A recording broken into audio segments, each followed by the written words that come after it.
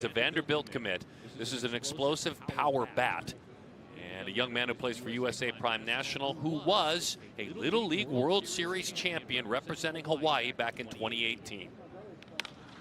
He drives that one fouled on the right field line. And just to add to the lore of winning a Little League World Series from an island state, he was not the catcher, but the pitcher, folks, in the semifinal game, and he struck out 15. Wow. You love to follow up in the Little League World Series. I'm going to be heading to Williamsport in about 5 days. It's exciting to see how they grow up and to still see them playing ball. What a story. You never forget it. No, there are some memories there that you absolutely cannot replace. Do you remember anything about Little League? I mean, I was not in the Little League. I was playing like the select ball or whatever, so I didn't play on the teams in my local area. But you know, you just see like the Bellingers and the Fraziers and the kids who like were in it and did really well, and then make it to the big leagues, and that legacy lives with you forever. We're, you know, depending on how far he goes, Akai Kea will rewatch that strikeout performance. There's no doubt about it. It's a power bat. It's a thunderous bat for the Hawaiian. He goes down with a fastball again, set up perfectly well at 92, right by him. And these are different strikeouts than we saw before. We saw Sloan and Brassfield just dealing with the sliders and stuff. Both these first two strikeouts are on fastballs. And yeah, they're not, and they're 91, 92 mile an hour fastballs. And it just looks like he creates a rising fastball. You know, he's kind of smaller, and it's that like that little extra tick where it's the ball is not where it appears to be. Reminds me a lot of Ted Lilly. You know, Okay. Ted Lilly was 90. 91, 90, could touch 92, but like he could get the fastball by me, and it just he worked that top of the zone so well. He could hit every corner of the strike zone with every pitch. And for me, I always just had a tough time with Ted Lilly, and this guy Talon Bell, T Breezy, I could see a lot of that in him. Miles Davis gets his first at bat, the son of Jennifer Wilson. He idolizes his mom, who's been so much to him, as that one sails to the backstop. Older brother is Skyler. And when you ask him, who do you like to watch, he makes it clear, this Iowa commit, Mookie Betts. He said his swing and mine have a lot of similarities, but more than anything, I love his energy. I hope I have that much energy. As the breaking ball, he comes up empty. But David, he's a first-team All-State player. He's an All-Metro basketball player as well. I first saw Miles when he was 14. I said, right away, I said, this kid's going to hit. And I follow him closer than I have most of the people in this class. And that's what he's always done, is he's always hit. Boy, pretty good pitch. Ooh, that was nearly the side. That was nearly the side. Was that low? Where was this, David? Maybe I missed it. Ooh, that was middle. That happens. Good pitch. Talon Bell. Four shakeoffs, Five shakeoffs. Okay. Okay. How many pitches does he have? On 2-2. It's lifted to the right side. Whatever it was he called for worked very well. Noah Franco, who had shifted over to that side of the stadium. David Ronsley previewed. You're going to see a unique pitcher from Florida. Oh, David, you were right. Mr. Bell. Wow.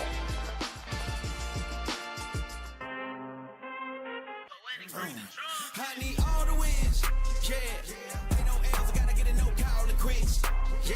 Gotta keep on moving no matter how hard it gets, yeah. Better move out the way, cause I'm coming with harder hits. My head is as hard as a brick, but I'm harder than all it is. You better move, you might get knocked out, knocked out. You better move, you might get knocked out, knocked out.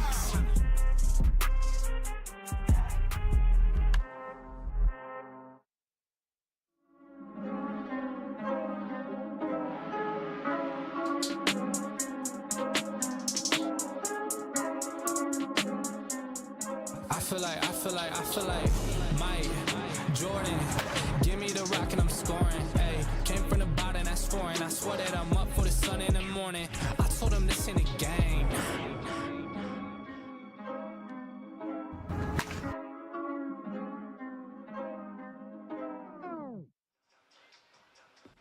Perfect game, All-American Classic, Dick's Sporting Goods Player of the Game. every season starts at Dick's Sporting Goods. There are a couple of pitchers that hammered the side. Anson Seifert did it, and then Mason Brassfield did it. Our Dick's Sporting Goods pitchers and players of the game, both of them striking out the side. And both very impressive. They were not fluke strikeouts. Siebert, had the stuff we've always seen. He left them for the National, and Brassfield coming out of almost nowhere with that power slider. New slider, that thing was, it was working. And honestly, in Arizona, a lot of times it's tough to get the breaking balls going. Ethan Scheffelbein is committed to go to UCLA for Coach John Savage. He's at Corona High School for head coach Andy Wise. USA Prime, his travel team. Son of Jason and Michelle, this left-hander. Some of the numbers in minimal PG works. A really good student, a 4.1 GPA, and he's got some new names he's going to deal with getting ready in the on-deck circle as well. You'll meet Noah Sheffield, who, when Noah Sheffield hits, the legendary father Gary is here. Noah, tell me, folks at home, and Hunter Pence, if you see any similarities in the approach. I'll just leave it at that. But, David, tell us a little bit before that matchup about this left-hander. Well, Scheffelbein's a guy after National, Darren. You and I talked about checking all the boxes. Left-hander, throws a lot of strikes, true three-pitch guy, works it up to 94. Maybe he'll have a 95 today with the adrenaline running, but a very polished, prototypical Southern California pitcher who has the pitches, has an idea how to use them. It's a battle of the chefs, the Iron Chefs, Sheffield versus Scheffelbein. Can't script that any better. Noah lives in Tampa, Florida, with mom and dad. Gary Sheffield, of course, and his mom, the rock of the family, DeLeon Sheffield. We know his brother Christian so very well. He's a super perfect game prospect. His older brother Jaden plays at Georgetown. Good fastball, Hunter. What do you got on that bat waggle? I mean, it's classic. It's so crazy to see his son doing the same thing. Can't teach it, or can you? The interesting thing is older brother Jaden, who Darren mentioned, didn't have that in his swing. Interesting. That is so interesting. I wonder if he just watched his dad, and like, how do you pick that up? Woo! That is unleashing. And his dad took some big hacks too. Let's take a look at this. Yeah! Wow. Does he have quick hands, David? Not as quick as his dad's. Oh. Not yet. I think they're pretty quick. But it's about fine-tuning the quick hands into a nice approach. Gary had quite an approach. It's a high pop up into shallow right field. Jack Haferkamp is out there. Let's listen in to our New Balance sounds from the dugout. New Balance Baseball, proud partner of the Dick's Sporting Goods Perfect Game All-American Classic. Those sounds come from Danny. Guys, hi. Well, first of all, I was going to tell you about Noah's bat wag. He told me yesterday that he got it from his dad. He actually tried it as a joke at a showcase, and he was like, actually, I really like this. And so he decided to keep it in his game. And I thought that was pretty cool. Dad said, listen, if you're going to do it, then you better do it. But then Cade came up to me and said, I want to show you something. So what would you like to show me now that we're here on television? So this is my pink stuffed llama queso. No, it's queso. So it's been in my bag for a couple years now. And, oh! What a play. Darren, take it. Queso. Incredible play made out there by Ty Southasine. It was a beautiful, hard-hit ground ball. It was an opportunity to see Caden Lopez hit for the very first time. Guys, here's the play. Oh, my God. Like, to turn and make this an out, Southasine is making a case. You can't even believe it. Are you kidding me? Oh, he got him. Back to Danny. Danny, we need to hear about what we got, what Cade's got. Yeah, well, first of all, what did you think about that play? Oh my goodness. That's one of the craziest plays I've ever seen. Ty, I mean, but it's no surprise for Ty. I mean, he's always doing anything like stuff like that. But Finish about your llama? so this is queso. It's been in my bag for 3 years now, and it's my little good luck charm. So ever since he's been in my bag, I've always hit good or done done well. And then like a couple times he's gotten out of my bag on accident, and I've done bad. It looks a little dirty. Can you tell us about that? Yeah, so I mean, it's been in my bag with all my catching gear and everything for like the last 3 years, and I mean, he doesn't take baths. You know? So, Do you? sometimes. I'm going to leave you guys with that. Queso, Cade, and He's a catcher, Bass. you know? He's a catcher. I respect it. He's a catcher, that's a pitcher. Incredible job on the mound by Ethan Scheffel. By now, he had an amazing play behind him, no doubt about it. Oh, Ty Southasine, are you kidding me?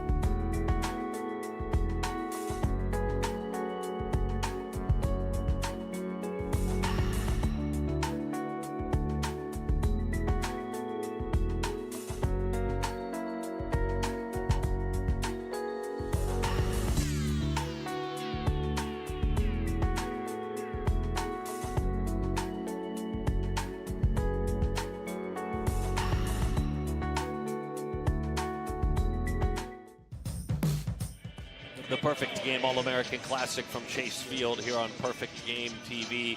This is a pitcher we've been tracking for quite some time, and deservedly so. He's a Jay Johnson LSU commit, which means he doesn't have to go far from home. You see, Landon Victorian is from Lake Charles, Louisiana. He's at Barbe High School. His high school coach, Glenn Caccini, who has coached the U.S. 18U national team. So this is a man who's really touched amateur baseball, and Landon Victorian, it's fun to see him work. He has been ranked near that top spot for a long, long time as a pitcher.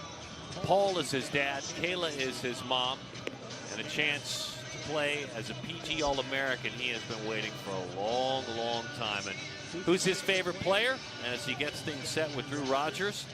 Hunter, it's not a pitcher, it's Jazz Chisholm. He said he plays the game with energy. His fun is infectious for me, reminds me to have fun. Yeah, that's a beautiful one. Jazz Chisholm's got a lot of color, a lot of personality, a smooth swing. What has he got? The Euro step when he hits the homer. You gotta have some, you know, some sizzle. This man has sizzle. He is from Texas. He's an LSU commit as well. A couple of LSU commits dueling here. David Hogg II, the #2 ranked player in Texas. Both of them Select Festival alumni. East Cobb Astros, his travel team. Son of Joe and David.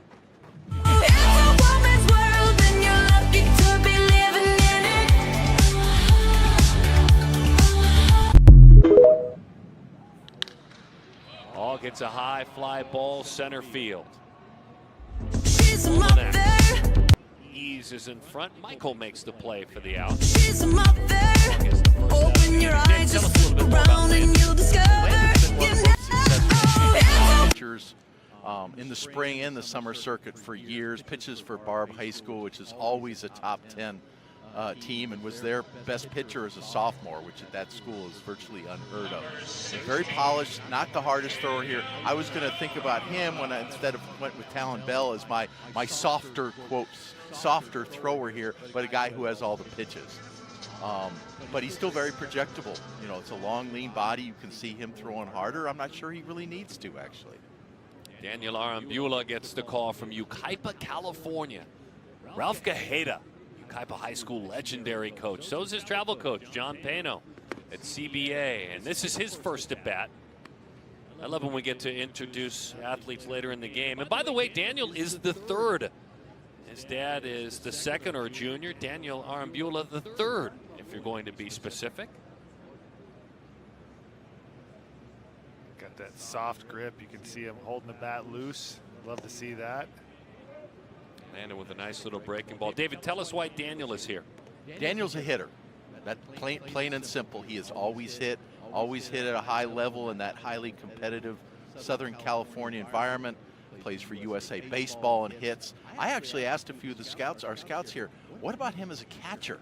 Because he has big calves and a strong lower half and such. And it made me think of Nolan Arenado, who everybody wanted to catch at highly well at the same age. Southern California always not going to be fast enough to play in the left side of baseball and hit. I actually asked a few of the scouts, our scouts here, what about him as a catcher? Because he has big calves and a strong lower half and such. David wants him back behind the plate grinding. Hey, by the way, we talked about him being the third. One of the reasons he passed it along, it was 5 years ago, and his grandfather, Danny, of course, his namesake, loved to watch him play baseball, never afraid to get to the ballpark and see his grandson play, waiting for a transplant. He lost his life 5 years ago. He said, he's the dude that I lace him up for, the guy that I try to inspire and try to honor him. Hey, listen, I'm sure grandfather Danny would be pretty darn thrilled that you're a PG All-American. Yeah, and just an absolute nasty pitch right there. And you can see Landon Victorian just feels like he's in complete control, calm, having fun out there, smooth. And it's coming off his hand. You say soft throwing, he's touching 94, 93. That's still coming in hot. That's the quotation marks on soft throwing. Coming into his senior year, not even. Texas commit Theo Gillen, top 10 shortstop in the country. David, we saw him at a couple of Perfect Game Select festivals, the son of Libby and Sam. He has this unique family vacation where they would go up to the Cape Cod every summer and just escape and get away. But he would go to Cape Cod League baseball games all the time as a very young man. Heck, you never know, if he doesn't sign a pro contract, he may play there someday. But this Texan went to Cape Cod League games every summer and fell in love with baseball. And it's great seeing Theo here. There's probably been no player in this class or in this game that has battled injuries as much as he has over the last couple years. Lost basically the entire 2022 season. I remember you telling me that at National. You were thrilled just to see him at National. Yeah, and to see him come back and resume that talent level. I think he missed essentially about a year and a half. I can't even recall the injuries specifically. But to see him come back to show the tools that he's shown before, he's gotten bigger now, 6'3", 195, but still has that sweet left-handed swing. You know, lefty from Texas, wearing number 9, kind of a similar frame. Reminds me a lot of one of my good teammates, old Brandon Belt right here. Not maybe the same swing, but the stance is pretty similar. Good call, Hunter. As that one is high, and Theo earns himself a walk. Theo is similar to Brandon. Good eye. Doesn't swing at any balls. Love that. You may be surprised at this age Brandon Belt was a primary pitcher. I know, yeah. He says that he used to always beat Kershaw. He was like, I was a better pitcher than Kershaw. Yep, they would have been the same. No, he went to University of Texas as a pitcher for his first year, then went to junior college, and that's Belt's claim to fame. And basically changed to a hitter. Another chance to watch Cam Caminetti hit. As I said, we will see him pitch at the end of this game. The gifted two-way player, the left-hander. Charlie Reeder is the head coach of the Chi-Town Cream, his travel team. Dom and Tracy are his parents. Looks like he has one of those counterbalance bats too, with the larger knob below the hands. Secondary has him way out front.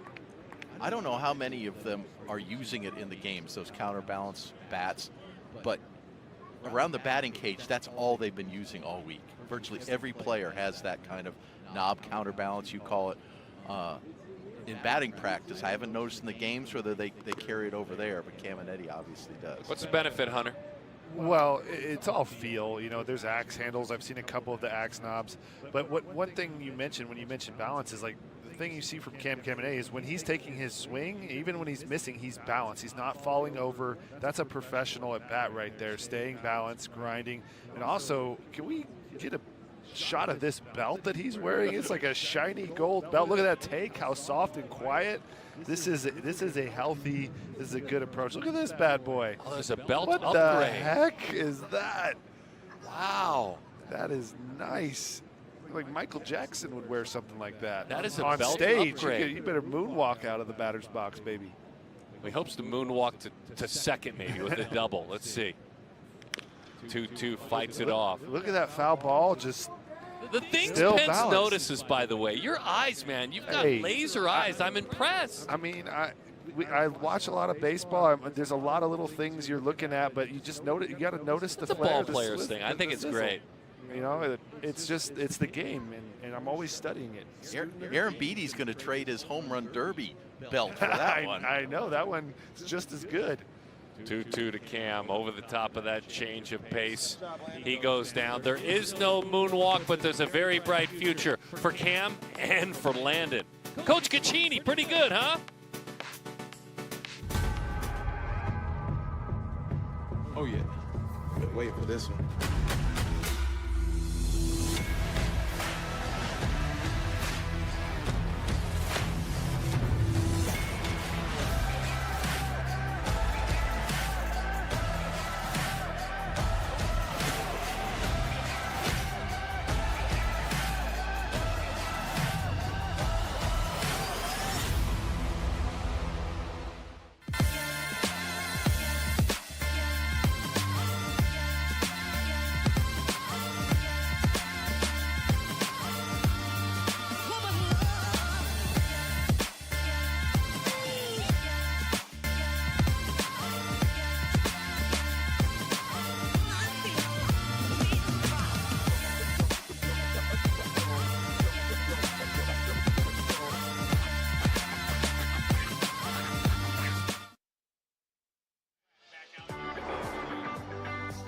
So much good going on in this game. Our Rawlings defensive play of the game ties Southacene, Vegas, baby. Oh, David, he had to fight his way to get here, and that's why. Yes, and also a great play by the first baseman. I believe that's Akai Key. He had first base with the pick, but just a great play by Southacene.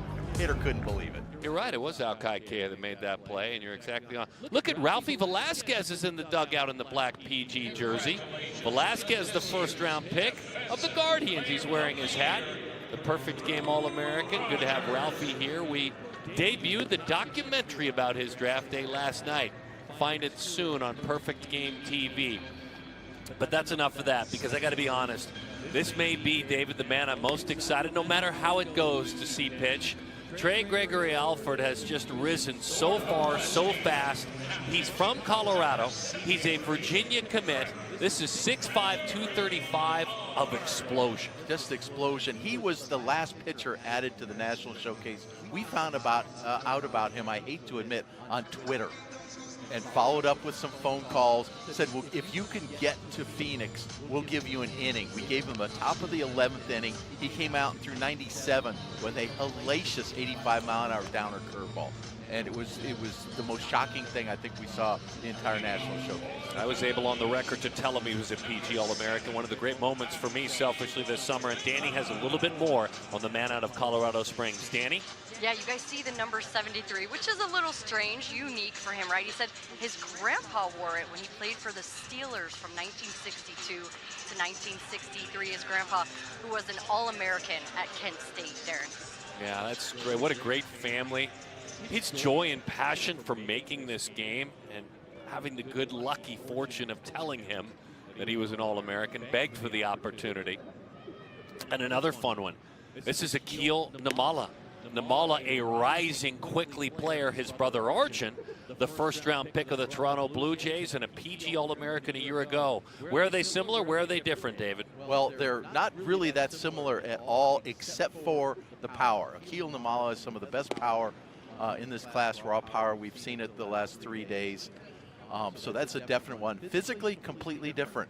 Akil, 6'3", 195 pounds, already outweighs his brother by probably 25 pounds.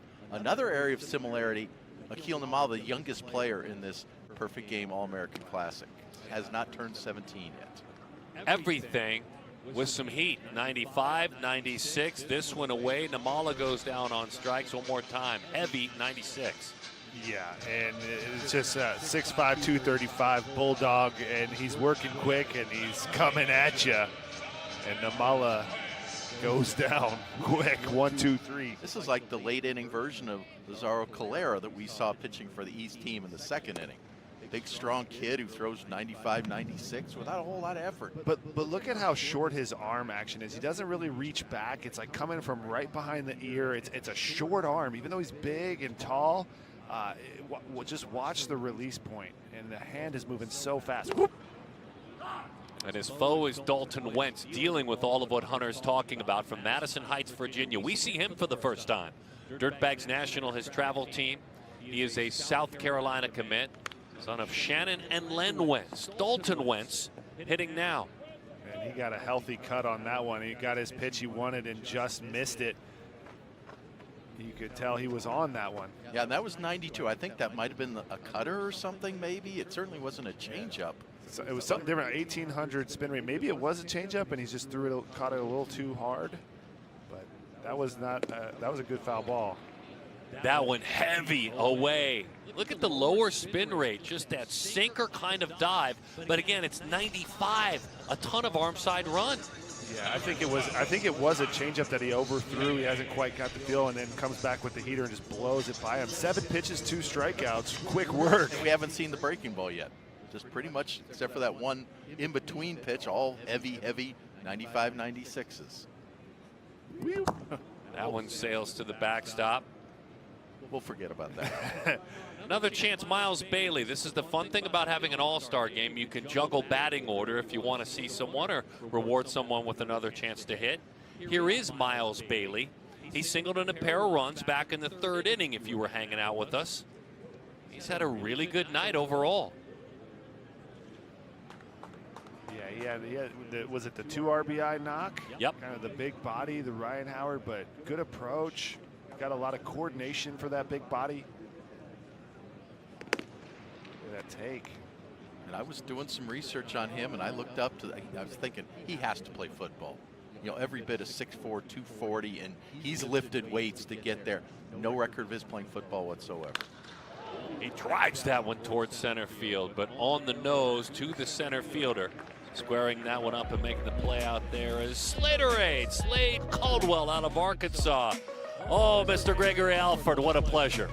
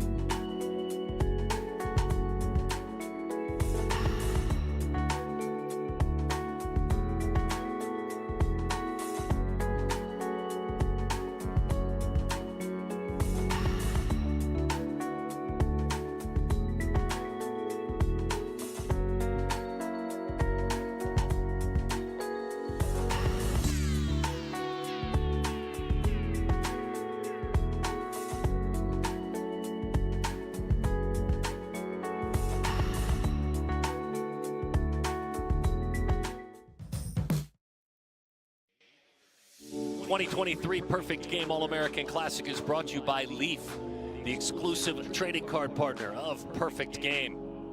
By Turtlebox, the loudest, truly portable, waterproof Bluetooth speaker on the market and ready for anything. And by Perfect Game, the largest and most independent scouting service in all of baseball. And as we welcome you back to the final full frame, we'll see how it rolls into the 9th inning. We go meet Dino, Jake Yeager. Dino, his nickname. He's from Odenton, Maryland. Archbishop Spalding, his school. Mid-Atlantic Red Sox for this young man who is a Maryland commit. Certainly Hunter and I enjoyed what has gone on the last few years at Maryland. He's a son of Matt and Penny. This is a wonderful opportunity to pitch so late in this game. Meet Jake Yeager. And Yeager has that profile body, 6'4", 195 pounds. Fast arm has been up to 95, as pretty much all these guys have been at one point. And we'll see if he's throwing the strikes that we've seen so many of the last few innings from our young pitchers.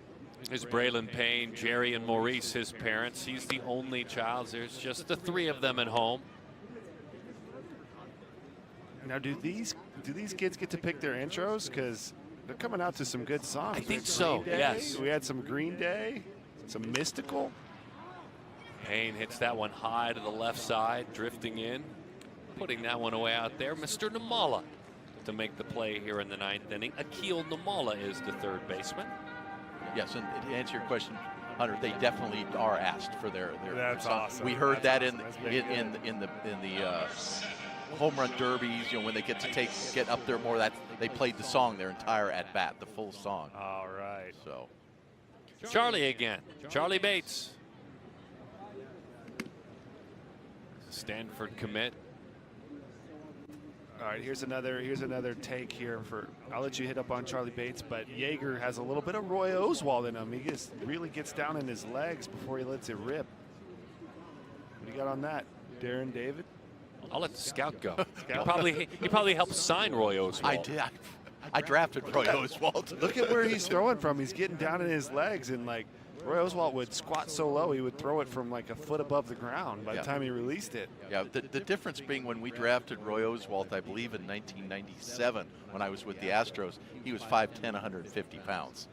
And sent him back to junior college in Mississippi, and he grew 25 pounds and was throwing 95 by the time his next spring season ended. We had him under control. What is the story? The story was that he was like working on his car, and you see him kind of really get down in his legs, and he releases that ball pretty low.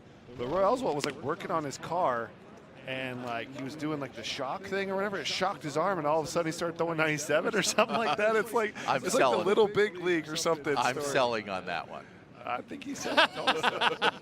David, the 3-2. Only facts. Charlie swings right through that one. A little bit of jump. It doesn't necessarily reflect in the high spin rate, but look at this extra gear at home plate. And I think that's what they're talking about. Hunter's talking about with the angle he's coming. He's a tall kid, but he's not like Anson Siebert working down. Yeah, that stride out. Down to up, it's the rise ball. The hips sink down, and that's a big thing in the analytical world now is the plane, the different kind of plane you can get. It doesn't rise apparently physically, but it really seems like it does. It doesn't sink. Yeah, it planes out. It carries. It's carry in the zone, I believe is the Carry? proper scouting phrase. That's the scouting phrase? Yes. Getting good carry on your pitches. Carry through the zone. Connor hits that one hard to the left side, but Akil Namala fires on across. Connor Griffin is erased. Shoots it on over to Cade Brown. Mr. Namala, fine play. There's a lot of great players, but very few icons. To be an icon, you have to be good on and off the field. The gold and black is iconic. I just love how they mesh together at the top. The icon bat is very balanced and light feel, which allows you to trust your barrel. It feels good when you swing it. Icon's different because the sweet spot felt huge. The pop, you just throw the bat out and the ball just flies. If you're an elite player, you'll love the icon.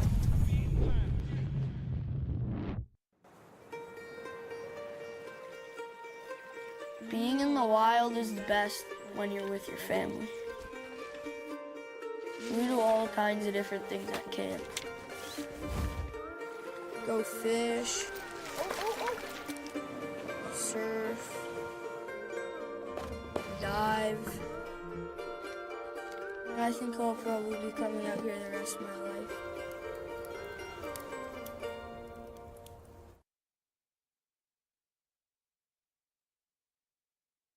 Please spend time with us next week because we are going to have a blast with the finest 13U players in the land. 11 o'clock Eastern, and with your coffee out west, 8 o'clock in the morning. It's the 13U Select Festival.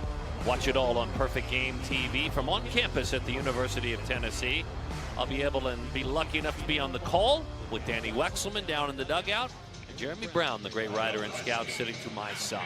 So that'll be next week. And there's a Select Festival alum right there. Cam Caminetti played in the 14U game.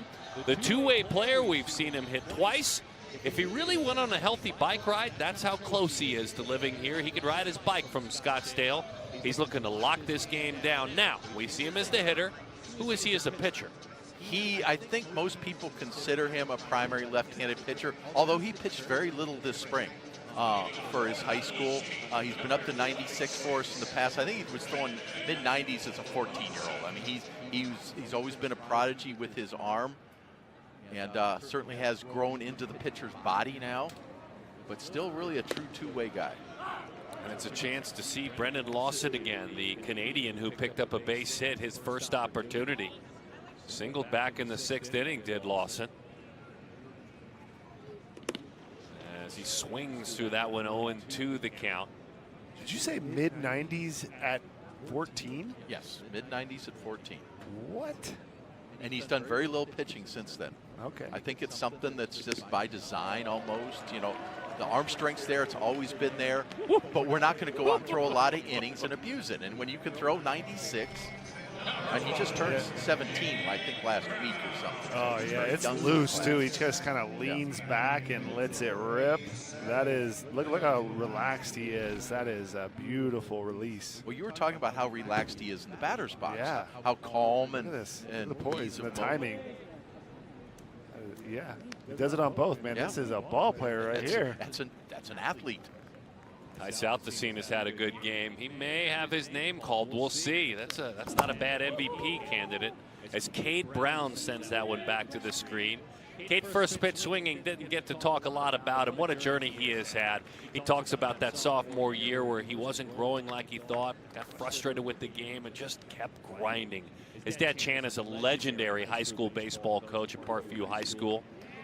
And this is a true worker. This is a young man that has earned everything he's gotten, whether it's in the classroom with a 4.16 National Honor Society or being, quote unquote, the coach's kid, having to outplay expectations. He has earned everything he has gotten. And you've seen him develop a lot, David. I'm guessing he's probably had 1,000 at-bats at East Cobb. Yes, he has. He's a presence there. And what you say about being a coach's kid holds true there. It's a double-edged sword, really. You know, if you're the coach's kid, you know, my kid's going to play shortstop or whatever. But it's two ways, especially if you're a coach the level of Chan Brown at a program like Parkview. You have to be able to play to get on the field. There's no two ways about it. Well, he works a really big walk right there, and we're in a one-run ball game right here, so that's a big base runner for the East. Yeah, we don't talk about Nice the scores. at bat. Yeah, we don't talk about the scores much in this game, but Hey, you you want know, guys They do. to find a way to That's win. the fun thing. Oh, they do. They care about this score. and they know that West won last year in extra innings. So Caminetti trying to lock this thing down. Fires that one just off the plate inside. He is a family relative to the late Ken Caminetti, and certainly all that Ken did before his tragic passing, they are very proud to wear that Caminetti name. Two good baseball names here, Caminetti and Sheffield, as that's hit on the ground. Could do it. There's one on to first. Did he dig it out? He did! It's a double play, and the West wins it. Wow, what a play at first. The beautiful scoop by Alki Kea. Celebrate, West team. Celebrate. Oh, no, and they're going for the pool. They were told not to. I think there's security out there. They might get rejected. yeah, you could see them out there. No. This kid's going to try to go around anyway. Who's our leader there? No, they're told no. They went for it. The PG All-American Classic, and the West team is victorious. Here is the double play. Hunter, what a way to end it. Yeah, and it's, two guys that have baseball in their blood, Sheffield versus Caminetti, and nice smooth turn two. Look at him picking as well. Bang, bang, Sheffield hustling. Walk-off double play. How about a catcher over there at first? Alkaikea with a beautiful scoop. And he made that beautiful scoop on Ty Southseen's unbelievable play as well, or that wouldn't have been a successful, outstanding play. I think we've got a fun MVP, a man who had to do special things at National. I think we got it right. Ty Southseen is coming in. I think. Did Ty Southseen win that MVP? They'll get Gonzo out there. Let's see if it's official. Danny, go for it. Danny, did Ty win it? D, thank you so much. I am so excited to announce the Dick's Sporting Goods All-American Classic MVP presented by our honorary chairman, Luis Gonzalez, to Ty Southseen.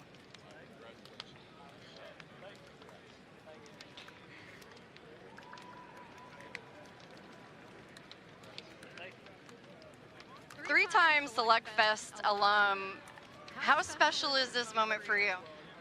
It's a special one. I went to 3, never won until now.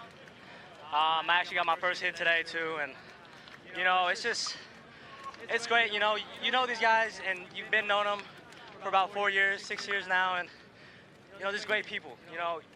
I like, me personally, I love being around great souls, and every single guy, all 60 guys here, are just great souls, and it's not about winning this, it's not about getting the gear. All these guys, man, there's great people, and I met a couple guys I'll be brothers for life with. We've talked a lot about what it's taken for you to get here and where you're at. You have so much confidence, but I know that you've been working on a lot for your game. To get to this game, you showed out at National. Speak to what work you've put in on your game. Being undersized, you're just blessed. You put in the work, and I really wouldn't be here without my parents, though. I just want to give a shout out to my parents. It's not, I didn't just put in the work. My parents put in the work behind it, and I'm just really blessed to have such great parents and great brothers, and this award, this here, it wouldn't happen without my parents. So no matter how much work I put in, it's all about my parents. Oh, hey. Great job, Danny, by the way. Yeah, outstanding. I think we're still going. Are we still going on the interview? Oh, I think she's still going. Let me grab one more.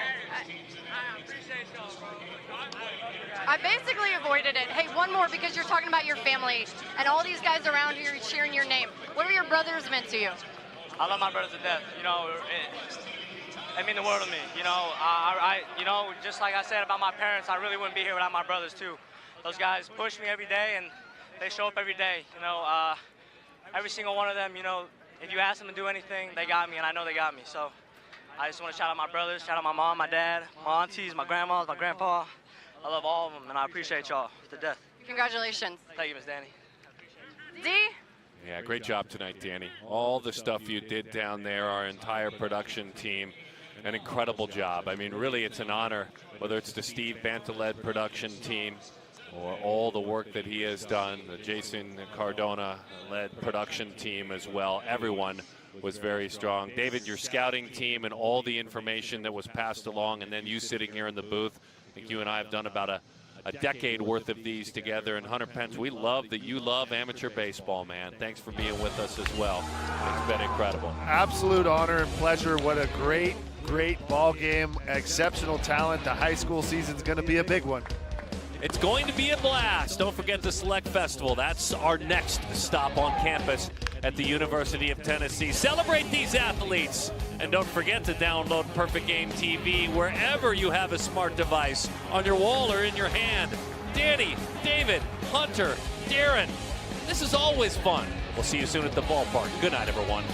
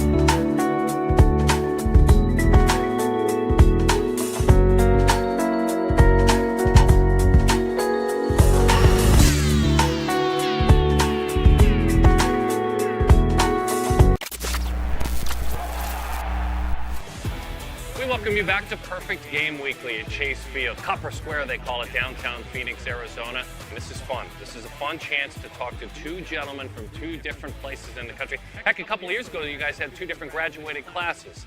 This is a ton of fun, so I'm going to start with you because you made a bold decision. And part of that evolution has been the USA Baseball you played, going to the Major League All-Star game representing, and then this event. How much fun has it been to jump ahead a year and take part with these guys?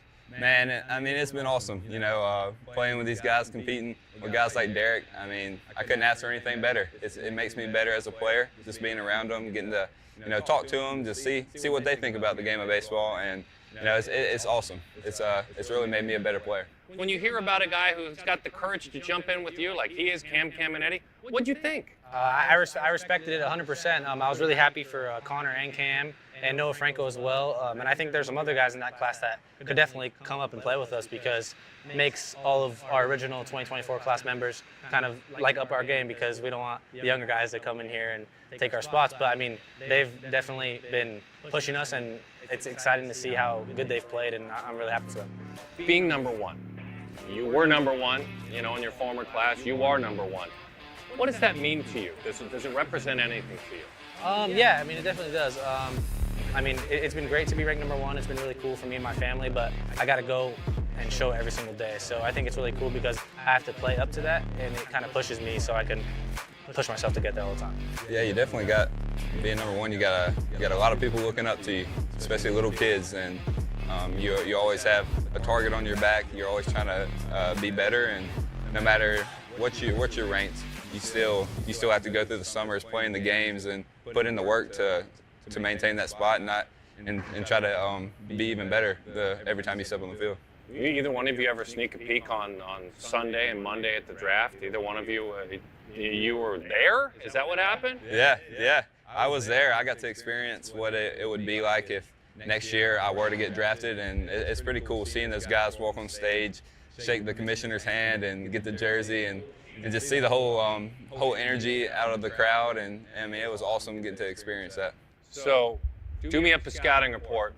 Let's start with you on him. Give me a good detailed scouting report on DC here. Okay. Scrappy hitter. Very, very tough out. He's always putting a barrel on the ball, no matter who's on the mound, whether it's 98 or it's 87, he's going to find a way to get a good barrel on it. You know, he runs really good, so if he gets on base, automatic triple. He loves to steal in the first few pitches and get good reads off the pitcher. So knowing I'm ranked number 2, watching him play, like I see how he goes about himself. He really plays the game the right way. That's a bonus tool to have. So. Should I pay to go watch him play, and if so, why? Oh, 100%. I mean, I think this is the most tooled up guy in our class. He has a hose. He can run. He can hit for power, hit for contact, and he's also a really good defender. And he also plays infield and outfield.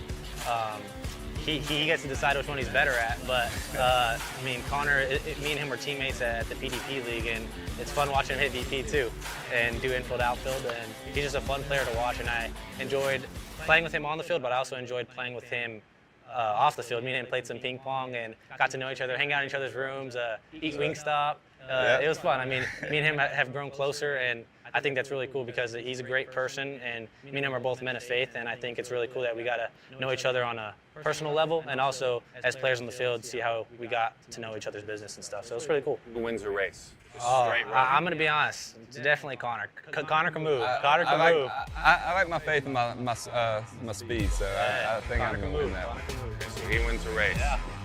Pure hitter. Who's better pure hitter?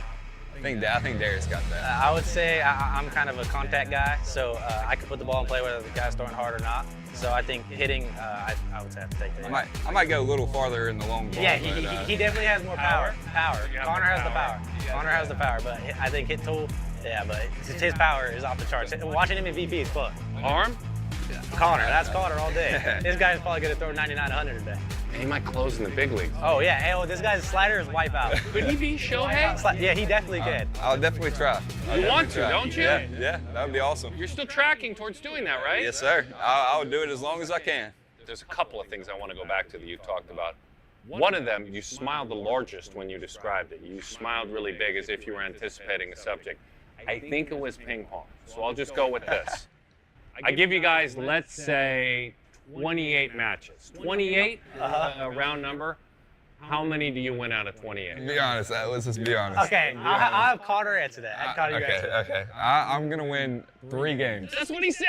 I was going to say that because me and Carter, we had good competition, and I said that out of 28, I would probably win 25 and Carter win 3.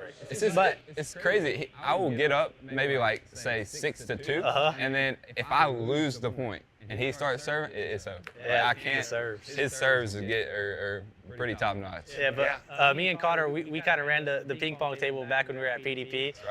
We were definitely like right there, just playing everyone, and then we did like kind of tournament style. And me and him would end up in the championship playing each other every single time. So it was fun. We both dominated the competition. Don't put us on a doubles team. Oh yeah, doubles team. We will run the table. Yeah, doubles team. We won like 12 games in a row. We were sweating and everything. Really? Yeah, it got intense. Yeah, it was fun. So here's what my takeaway is. If you win 25 and he wins 3 and you guys were 1 and 2, everyone else was terrible. Yeah. I mean, me and him dominated. I just want to make sure I understood that correctly. I did simple math. I mean, hopefully at the PGL American game, if we both make it, I know there's a ping pong table at the other Select Fest game, so hopefully me and him could start playing. You could see. It'll I be think fun. there's a chance both you guys will make it. All right, we'll see. I think there's an opportunity. Thank you. I appreciate it. Thank you so much. I really appreciate you guys. appreciate it. Thank you.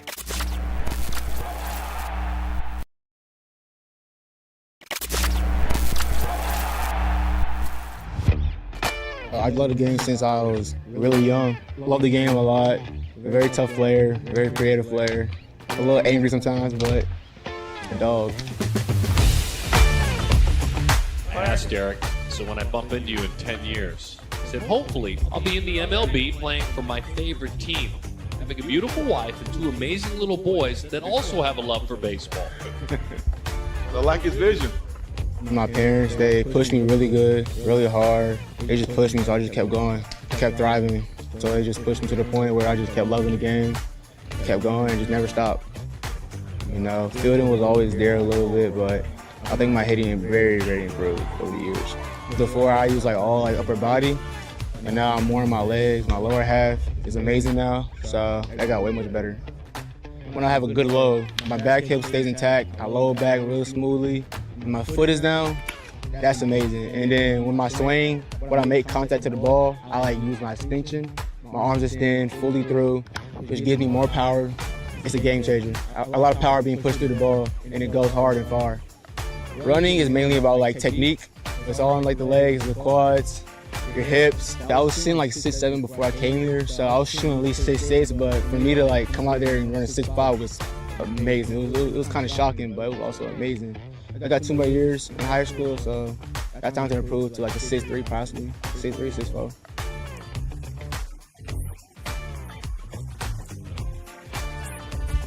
Perfect game alone. Ryan Spice is kind of my best friend. That's my dog. Ever since I came in as a freshman, he's been there for me ever since. Hits with me, feels with me, throws with me. He's my friend for sure. My dog. And I'm proud of what he's doing right now. Anderson to right, well hit. Tim Anderson, a 3-run shot. White Sox, Tim Anderson is my favorite player. He's a good guy for my community, and I like to see how he thrives in the future, and I just look up to him. I like that for my community and my culture, and that's really good to see how they're like thriving, as I am too. Sky's the limit for him and me, so I'm proud.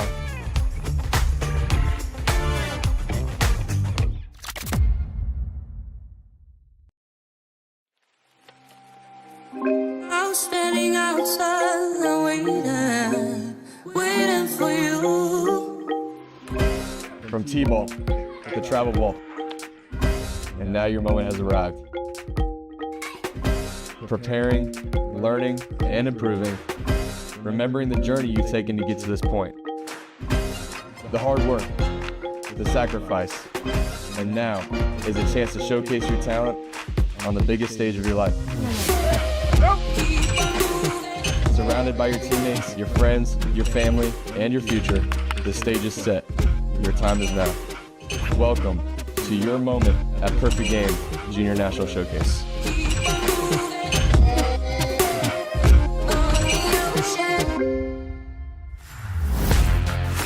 Those were the words of P.J. Morlando, the #1 player in the class of 2024, and he is speaking to the very best players in the class of 2026, gathered right here, East Cobb, just outside of Atlanta, Georgia, for the 2024 Perfect Game Junior National Showcase. Hi there, folks. My name is Darren Sutton, and what a gathering it is, because the alumni that have come through here, hundreds and hundreds of major leaguers, headliners like Bobby Witt and certainly Bryce Harper, he turned heads when he was here, and that's what it's all about, turning the heads of the scouts and the coaches that are watching very closely. You can do so in a game. There are simulated games here, but how about those skills? How about the metrics, the radar guns? You've got to beat the watches as well to make sure you make a difference. And we start things with those skills with the 60, the record held by Matthew Priest. He ran a blistering 6.15, top 25 player in the class of 2024 this year. The #4 overall player in this class, Jacob Lombard, with a 6.30.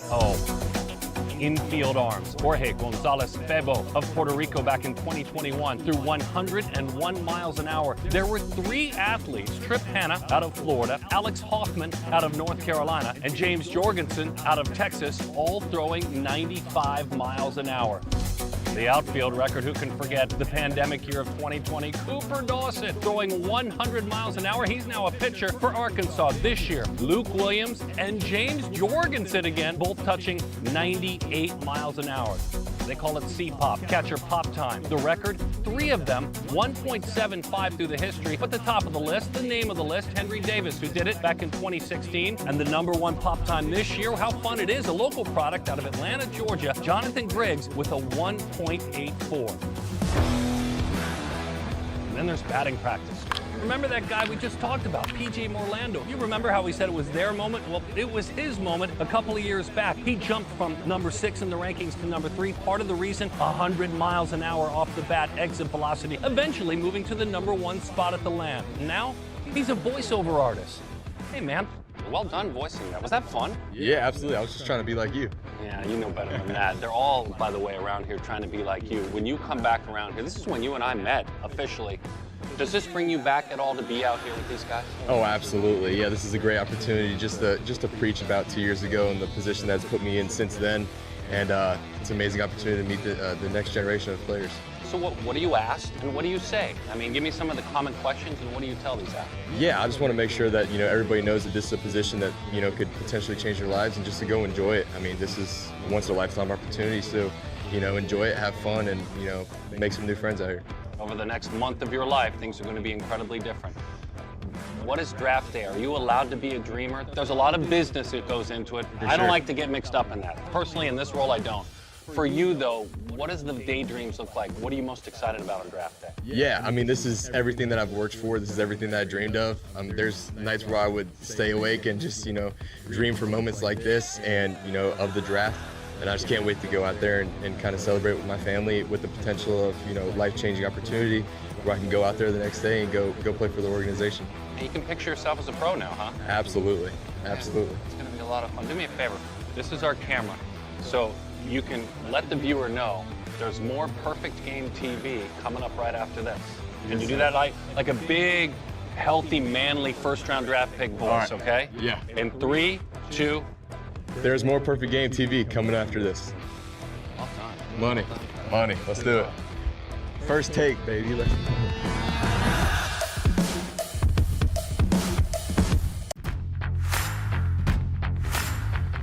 More Perfect Game Weekly from East Cobb, presented by Rawlings at the 2024 Junior National Showcase. You want a fun study of a baseball player, the #2 left-handed pitcher in the class of 2026? Stop and study R.J. Cope. But almost all of you, every one of you, will be looking up. 6 feet 8 inches tall. And what makes this big arm so dynamic is he wants to stay a two-way player for as long as possible. All grown up now, R.J., here's my conversation. So we find ourselves sitting here, RJ, having this conversation, and I've loved every chat we've had, by the way. There's a youth game right out over behind that camera. There's little ones playing baseball. Do you remember that, being that age? Oh, man, going all the way back to when I was 3, just T-ball, everything just happening. I just remember so many things that I've done. Like my first home run, my first strikeout, just a lot of things that I've done that I can remember. So it's just Big chunky kid just rolling around and hitting bombs. Chunky kid? Yeah. Really? Yeah. Look at you now, 6'8". I made you sit down so I wouldn't be intimidated. You grew from the chunky kid to this? Yeah. Yes, sir. Wow. Took a lot of hard work. Gotta eat a lot or you're gonna get hungry. Sleeping allows me to do the things that I want to do the next day.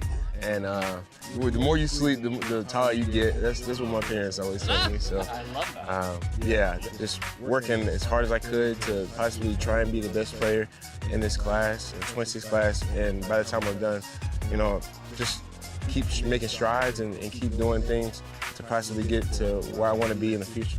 I started learning how to get in my back leg and driving down a mound and start doing things that I wanted to do, like sliders and now picking up a cutter and having already a good changeup, just being able to spot those pitches whenever I want to, enough for me to do whatever I want on lefties and righties. Repetitively for these last couple of years has just been the biggest part of my game.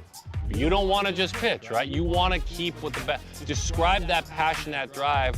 Let me into your heart on how badly you want to keep being a two-way player. Now, being a two-way is all I wanted to do in life. That's just something that I want to do for as long as I can, and that's why I go to work every morning at 8 o'clock, doing the right thing stretching-wise, because obviously I have longer limbs, so stretching is going to help me move the way I want to move. Like Aaron Judge is tall, and he's very fluid. For how tall he is, he's very fluid, and for him to be able to hit the ball the way he hits it, it lets me know that I can do that as long as I stay the path and keep working to be just better. There's not a lot of people that are tall playing baseball. The biggest struggle as just being tall is just knowing that there's not a lot of people like me, so I have to be able to just do everything that people that are smaller than me can do, but do it better. How do you, as a hitter, work on using that leverage but not getting long? How do you do that? Well, with my coaches, we always work on staying short to the ball, always being able to stay short and stay compact and really see the ball out of his hands, see it early, and really drive through the ball, keeping my hands tucked inside of my chest and almost like I'm stabbing myself. That's what they tell me, almost like I'm stabbing myself and push through with my top hand. And if I just keep doing that, I think more success is gonna come. Since I'm bigger, I have to do a lot of things that are better for my body and allow me to continue to keep producing and keep being successful for as tall as I am doing hitting and pitching. So I want to be the next Shohei Ohtani, and I want to do it from the left side. I want to do everything from the left side and be as successful as him right now. You know, Shohei Ohtani is doing it as an Asian player. But you hope to be a black ace as well. You want to be, how proud are you of what you're doing and also representing growth in the game of the African-American player, which is sorely needed? Of course, yeah. I definitely want to see more of people like me out there and really making a name for themselves and making a name for, us. We can make a change in baseball. As 26s, me, Keon, Kevin Roberts, just a lot of those names, we're gonna make a change. And I believe as time comes, we're all gonna make it to the league and we're all gonna show how we can play the game and we can do things that other people can do. We're just like them. So. I love it. Yes, sir.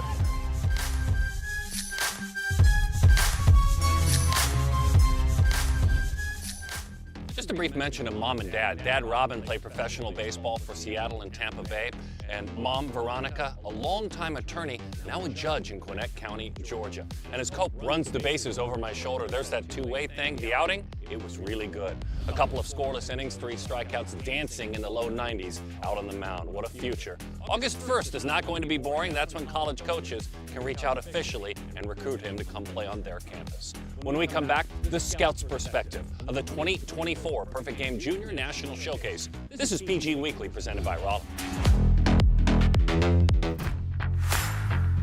This is Perfect Game Weekly presented by Rawlings, a 2024 Junior National Showcase, and it is time to scout this thing. Jason Phillips, nearly a decade in the major leagues, behind the plate with the Blue Jays, the Dodgers, and of course, the New York Mets. The theme here has been elite shortstops. When you take a look at the top 5, do you mind if I zip them to you and you can just tell me a little bit about how they did? The number 1 player in the country is a TCU commit. He's from Argyle, Texas, and he's a baseball fan. He'll watch entire games. What did you see with Grady Emerson?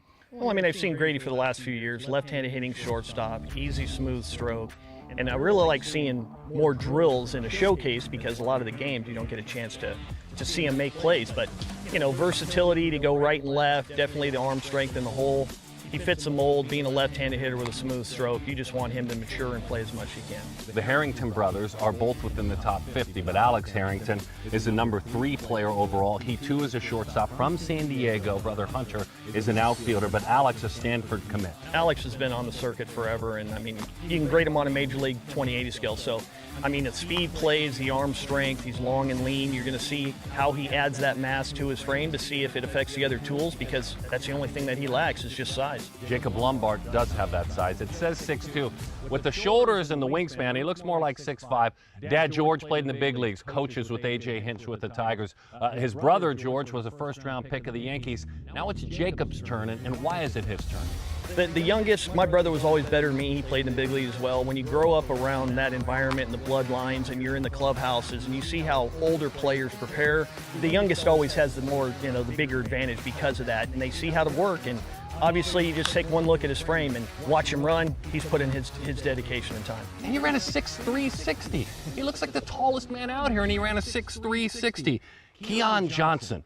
He won an award years back called the Stay the Course Award, given out by Perfect Game. That means you've had some tough circumstances and stay the course. You've done well. Well, he stayed the course, and that's the reason he's in front of guys like you. Yeah, he's probably the biggest jump for me on the defensive side of the ball to be able to stick at shortstop. Because a few years ago, I saw him as a third baseman with a big frame, and you see the transformation. He's put on the lean muscle. His footwork has definitely increased, and now you got to watch him at shortstop. And it's even his athleticism even translating more to a little higher handset in the box, a little more freer stroke, freeing up his hands. So there's a chance that he could stick there at the next level, and that's the biggest thing that any high school shortstop has to face is where will you play in college or for the big leagues.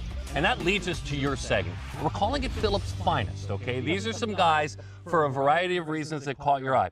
The first one, his name is Alex Hoffman. He's a Virginia Tech commit. He's a top 25 catcher from North Carolina. Why did Alex jump into this club? He's a big kid, so he gets behind the plate, and he's 6'4", so any big-bodied catcher back there, you're like, how quick is he going to be getting out of the crouch? I mean, that's the first thing you look at. How are his hands? He's fine behind the plate, can catch. He's got some versatility back there. Then he jumps on the mound and he's throwing 94, and it's just like, okay, this is coming out firm, so who is this kid? A spin doctor, by the way, 2,700 fastball spin as well. We did a live game on Perfect Game TV in Vegas, and Bishop Gorman was in that game. We saw Chase Wilk play in a game situation. You saw him in a showcase. What did you see with the Vegas man? Well, when I'm watching the infielders take their drills, obviously they want to show their arm strength, just athletic ability, strength in their frame, and the throws can get a little erratic. So he's picking balls over there, and that immediately caught my eye, and I'm like, who is this kid? And then he comes up in the game. He's a left-handed first baseman, but he hits from the right side, and he hits 3 balls in games at 86 to 93 miles an hour. You're like, I need to follow this guy.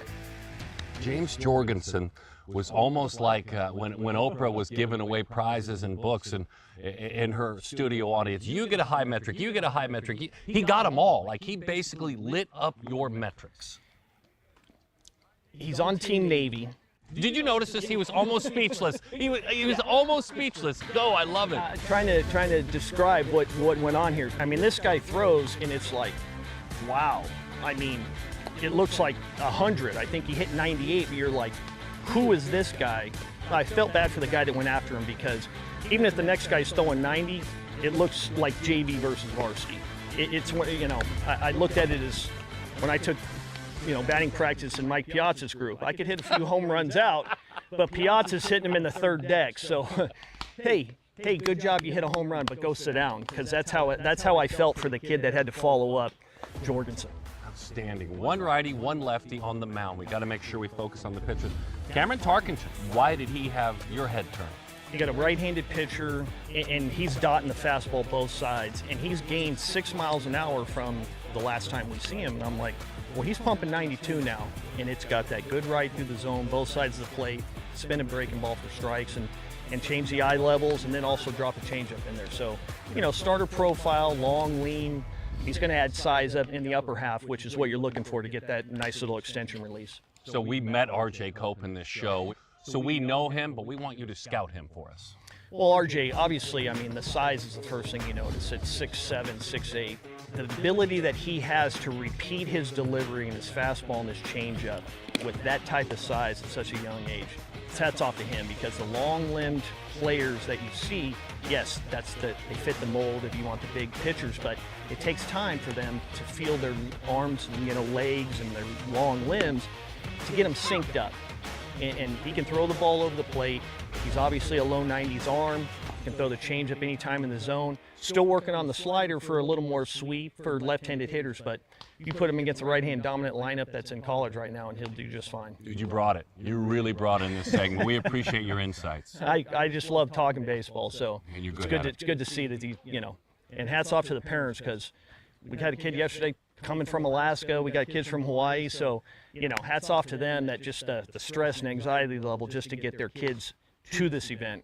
Hats off to them. Funny you would mention that. Hats off to a dad who got 2 kids to an event. As a matter of fact, some of the top players in the nation, we go behind the scenes in the ride to the ballpark. How did the Harringtons get ready? We'll find out when we come back. This is Perfect Game Weekly, presented by Rawlings. Final segment, Perfect Game Weekly. We're presented by Rawlings, and we may have the best seat in the house.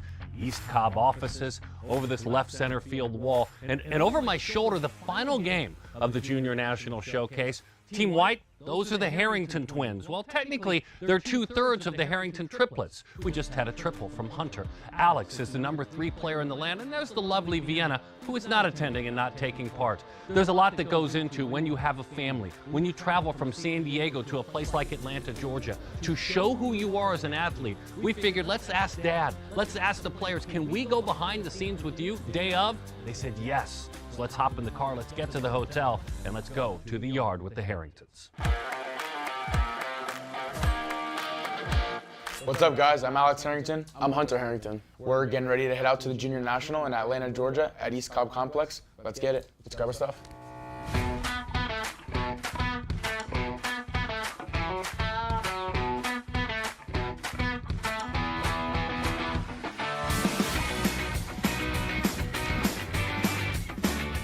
The competition you see at their #1 events, and then #2 when it's kind of like the select group of like select festivals, All-American games, underclass games.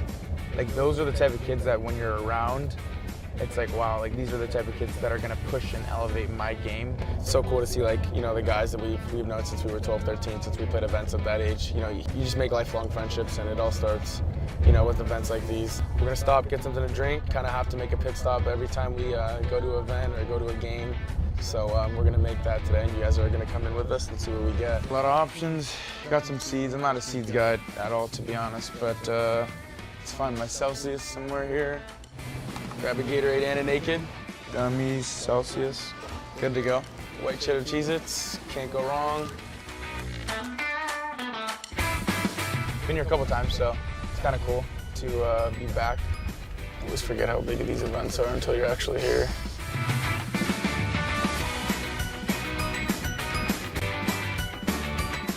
Get all our stuff. Looking at our guy, Grady, right here. Twins? Yes, ma'am. Thank you so much. Appreciate that.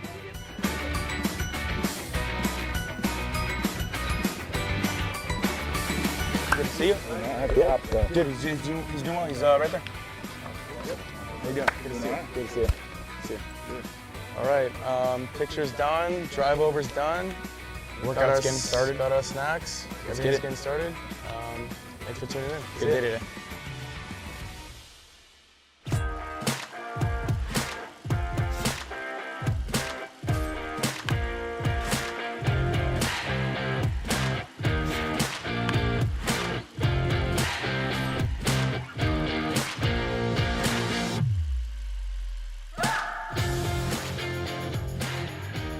Without him, there's absolutely no chance I am here, doing this with you guys. It's a blessing to have him by my side. Just the amount of reps and the amount of competition. I have someone right next to me that I can compete to 24/7, 7 days a week and 24 hours a day. So there's nothing better than it, and I'm so blessed to have him by my side throughout this whole journey. We're actually triplets too, and my sister pushes me. Maybe not just as quite as Alex does, just because we're so close and we do everything together, but she's a huge part in our lives too. But without Alex, nothing goes, you know what I mean? Nothing's the same, and yeah, we do everything together, so can't really imagine my life or my sports journey, my baseball journey without him at all. My sister's almost like a mother figure in Hunter and I's life. I just want to say, Vienna, back home, we're thinking about you, and thank you so much.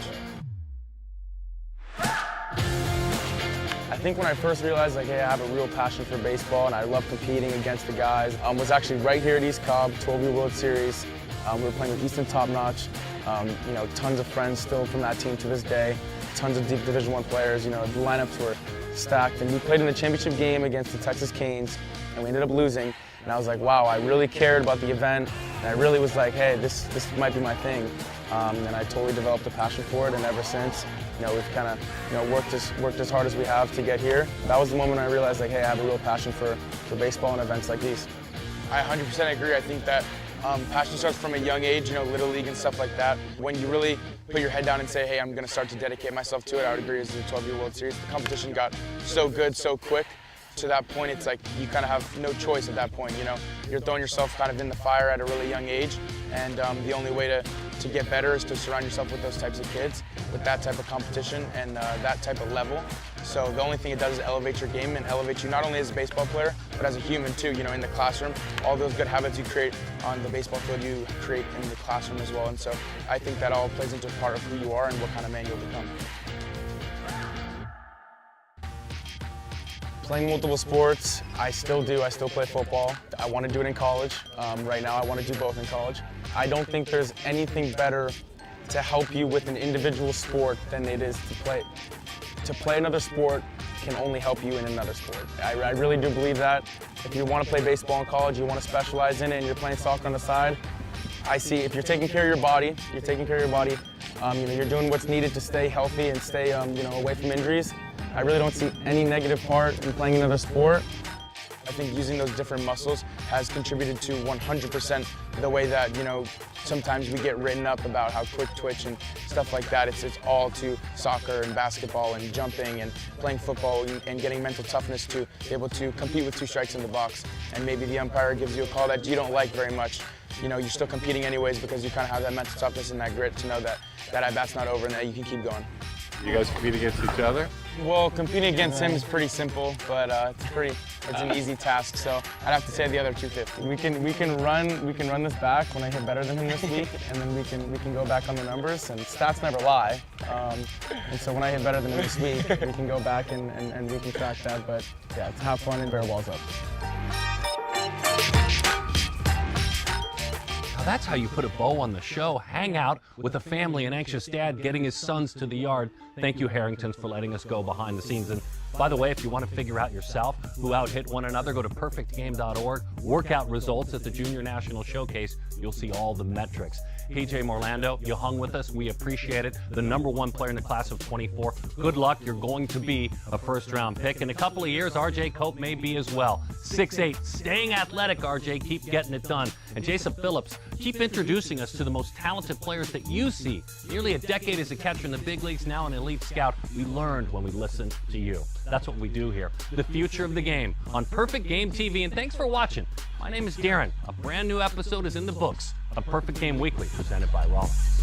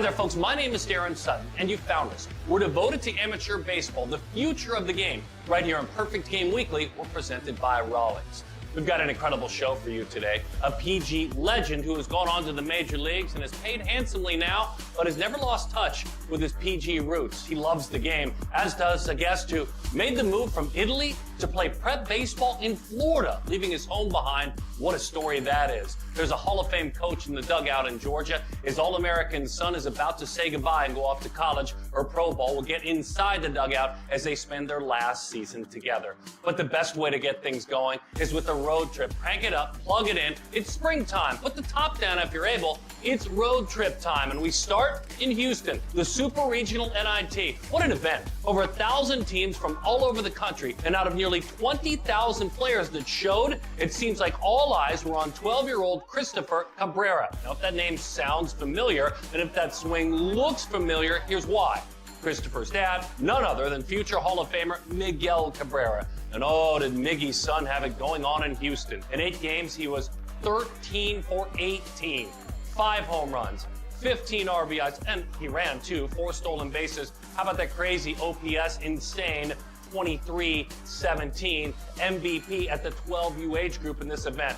To Hoover, Alabama, and Perfect Games High School Showdown. We've seen some incredible performances here over the years. Remember Daniel Espino touching 98 while striking out 11 in just 4 innings of work back in 2019? How about Tommy White, Elijah Green, and James Wood all putting on a power display for IMG in 2021? This year's group did their best to live up to those spectacular memories. We start with 2023 PG All-American Louisiana boy William Schmidt. An impressive amount of scouts watching his every move. He braved the cold. He struck out 12 batters in 5 dominating innings for Baton Rouge Catholic, a great team who would go on to win the Blue Bracket Championship 2 days later. And then how about IMG's Andre Modugno, the big bucket, the big ticket, the big third baseman from New Jersey, put on a power display of his very own, finishing the tournament with 5 hits in his 12 at-bats, including a double, a triple, and a long home run into the night with a win over Caccini's Barb team out of Louisiana. From high school to college, we go to Atlanta, the campus of Georgia Tech. Freshman Drew Burris has gotten off to a spectacular start for the Yellow Jackets. A year ago, he was in Hoover, playing in the high school showdown. Now, he's setting all sorts of NCAA records. In just his 8th college game, he homered not once, not twice, not 3 times. You get it, 4 times. 4 home runs on 4 swings in that game. Burris, of course, a 2022 PG All-American, has 10 bombs in his first 15 NCAA games and trails only Charlie Condon, a great story in his own right, for the D1 long ball lead. Now, let's stick in the ACC, but head about 300 miles north to Wake Forest, where Chase Burns went absolutely nuts on Saturday night for the Demon Deacs. The Tennessee transfer was electric with his arm. He struck out 14 in 6 innings. It was a 6-3 win over Duke. The 2020 PG All-American still hitting triple digits with that fastball in his final inning. He now has 43 strikeouts in 23 2/3 innings this season. We should also point out the Blue Devils would actually take 2 of 3 to win the weekend series on the road against what was the #1 team in the land. A huge weekend for Coach Chris Pollard and company despite the heroics of Chase Burns. South we go. Pro Ball, Grapefruit League. Let's check on a pair of familiar faces making a push to travel north with the big club way ahead of schedule. We start in Nats Cap. James Wood is now doing to big leaguers what he was doing at the high school showdown 3 years ago. The 6'7" outfielder, acquired in that famous Juan Soto trade, now has 3 bombs in his first 31 spring at-bats while hitting .355 and an OPS over 1100. And how about the #1 prospect in all of baseball and former PG All-American, Jackson Holliday? A couple of minutes ago, he was in high school. Now, he's hitting .323 in big league camp with an OPS of nearly 1,000. On a Sunday, he crushed this Kikuchi offering for a grand slam and his first homer of the spring. Host fans, you ready? He could be coming. You could have that 20-year-old in the middle of your infield at Camden Yards this spring. Oh, I can't wait to see that 20-year-old and then a man about twice his age, Joey Votto. My name's Joey. Joey Votto, 6'2". It's the attitude that is everything for Votto. It's infectious. It started many, many years ago. Now, if you follow Joey's saga on social media this offseason, it was pretty clear.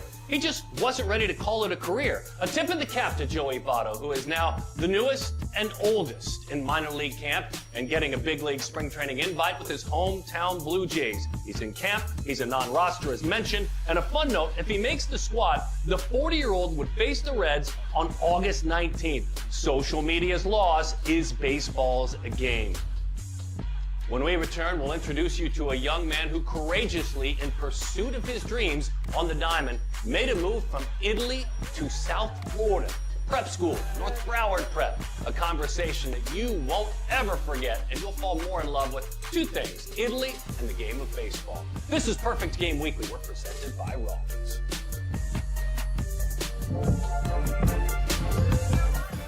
We welcome you back to Perfect Game Weekly. We're presented by Rawlings. The coveted vacation spot, it's Italy, right? We've all had that conversation with family, friends, or the ones we love. Well, let me flip the script quickly. How about the coveted vacation spot, which turns out to be a longer stay, is South Florida from Italy. Filippo Baldessari, a talented baseball player whose dad Umberto played the game in Italy for a quarter century, has made that courageous choice. A 2025 and a pitcher is off to South Florida, North Broward Prep, where he will play his last 2 years of high school baseball in the United States. College is his dream. Pro baseball is certainly next. And his dad got to watch him play in person at Perfect Games High School Showdown for the very first time in the United States. We were lucky as we were there. My name is Filippo Baldassarri. I'm from Italy, Pesaro. It's like in the center coast. We can see in the Sea of Adriatico.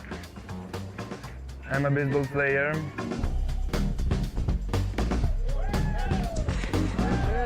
Growing up in Italy and play sports is really like difficult than here because like in school sport they're not together.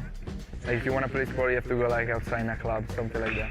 I have a coach in the United States. His name is Jim Mansilla. This coach is home in Italy, and like he says, yeah, you have to go like in America and United States for play American baseball. And I said like, okay, let's do it. The decision, we let Filippo get it. I don't want to push him doing something that he doesn't want. This needs a lot of sacrifices from him. So I come here in the US watching him playing this Perfect Game tournament. He brings a part of Italy here, you know, in the land of baseball. So it's amazing. He's my only son, so you can imagine how we miss him. But you know, we try to understand day by day how it's important for him. It's a way to grow up, maybe, not only as a player, but also as a kid. My dad played baseball 24 years from Pesaro Baseball Club. My dad like transmitted this to me, so it was my dream since I was like 7th grade. I love baseball. Filippo started playing when he was 7 years old with me. I'm not the dad who, oh, guy, this is a glove for you, this is a bat for you. He was every single day, buy me a glove, buy me a bat. So I had to do it, but you know, of course, I'm really happy to have done it because he wanted. Yeah, it's a big part of my life, and the way you see Filippo is going to continue this part of my life is a big satisfaction for me. Yeah. I came here like completely alone. Like my English was really bad. Like the first 2 months was really difficult at school. Like understand the people. It's an amazing school with like amazing people, amazing coaches. One guy, Gian, he want to learn Italian, so I'm speaking sometimes with him in Italian. I'm teaching him some words. I just love it. Like the food I miss most in Italy is the carbonara of my dad. Like a pasta with eggs and guanciale, and like it's awesome. He's facing this so well, so happy. He found a second family here. I just can say that his teammates, his coaches, his schoolmates, that makes it more easier to face this kind of thing. You know. He's always support me like in everything. He's always helped me. This is a trip you can take in one in your life. There's not gonna be like another possibility for like going in another states and play like a competitive baseball. I just do my work harder in everything, and just keep going. I love baseball. Now let's be clear, North Broward Prep is a heck of a program. They won the white division at the high school showdown. They're a top 10 team in the nation. And on the way to winning that championship down in Hoover, Aldisari pitched well, a couple of scoreless frames in the semi-final game. His hero, at least one of them, Xavier Edwards. You see, it was just a couple of years ago, what was it, back in 2018 at the high school showdown, that the now Marlin shortstop, or at least he hopes to grab that spot, was playing for North Broward Prep. That's why the young man thinks a lot of him. He'd like to chase him to the big leagues with the Marlins. That's his favorite team as well. What an incredible story. What a love for baseball. When we come back, a father-son journey. A man in his final season in the dugout, a head coach, and his son on his way to college or professional baseball. It's the Browns from Parkview High School in Georgia. It's Perfect Game Weekly. We're presented by Rollins.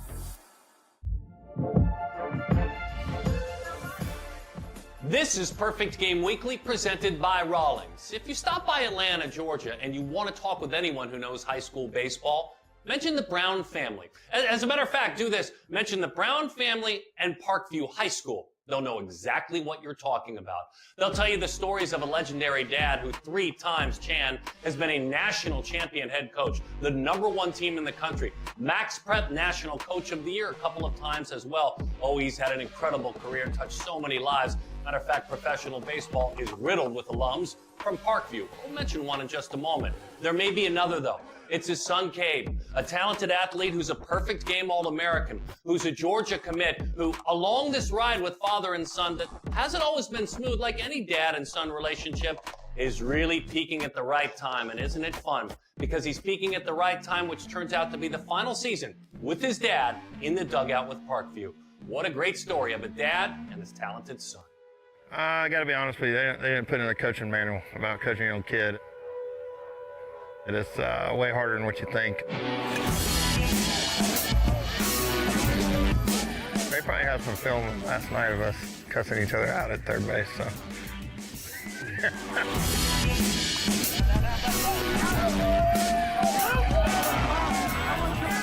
Legendary Bobby Howard over at Columbus. He coached his son Will. This is a scout for the Royals, and I called him. I called multiple coaches, and they were like, a lot of their turns were good luck. It's hard.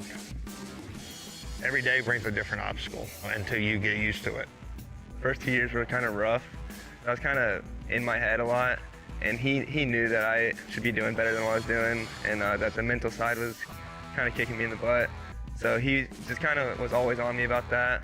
I was taking it very personal at home, at the field, and everything else. He had beat out a senior, and he wasn't producing like we knew he could. And so it wasn't just a pressure that I knew he had on him. It was the pressure of the outside looking in saying, is he playing daddy ball? We took it home for a couple weeks, and you know, I didn't see the kid, my own kid, for a couple weeks. I was treating it more as a coach, and my wife told us one night, hey, this is gonna stop. You know, we gotta get past this. And so at that point, it kind of changed, and we started figuring out together, you know, how it needed to work. The constructive criticism part, I had to learn that he was really trying to help me out and not hurt me, even though it came across like he's a tough coach. He likes yelling and stuff. It comes across like he's kind of mean and stuff, but he's really trying to help you out. He just has a lot of passion. We did not do a good showing tonight. Get it right. Even though he looks intense, he treats, like in the locker room, you can ask any player. Everybody knows that he loves us with every bit of his heart. Loves having fun with us, but he knows when to flip the switch on. He knows when we're not doing our thing. But after practice, if he's too hard, he'll tell you and he'll call you and he'll sit you down and say that he was rough on you that day, but he still loves you. Family on 3, 1, 2, 3. Family! I know when he is being the coach. I know when he needs to talk to me as a dad. I started listening to what he was saying. That's when I think I really took off and started doing what I expected myself to do. You know, I've always had great relationships with players. I take it very personal and make sure that each player gets his time and have a great relationship together. Obviously, that doesn't happen with everybody, but you know, I love every one of them just like they're my own. But I think our dealings have made me a better head coach. You know, it took a second to figure out, but now we have a great relationship on both sides, obviously. But so it's taken a while, but it's been good. It's great now. every moment has brought us closer, and this is a special year for all of us. Parkview's my life. I mean, the only thing I've ever known. He's been the coach here since I was born, so I've grown up in Parkview, so it's the only high school baseball thing I've known, so that's kind of my life. When our first scrimmage started, it really hit me like this is my last first scrimmage here ever, and so it's starting to really hit me, and I'm starting to realize how special this season really is. He's been literally in the dugout his whole life, and so it's really has hit home a little bit for sure. And one of the special moments for me is pretty much every time before his first AB, I just walk by and give him a fist bump and say, I love you, you know. And so for us, that's a cool moment each game. You know, I think those are treasures that, you know, when I walk away from this and hang my cleats up per se, that I'll look back and say, that was really cool. His freshman year, he hit a grand slam in the playoffs against Lowndes, you know, and that moment per se was really cool for all of us. So, unbelievable competitor, no matter what he does. Unbelievable work ethic, and just a genuine person that he is. Doesn't matter who you are, walking down the street, you know, growing up, everybody called him Smiley.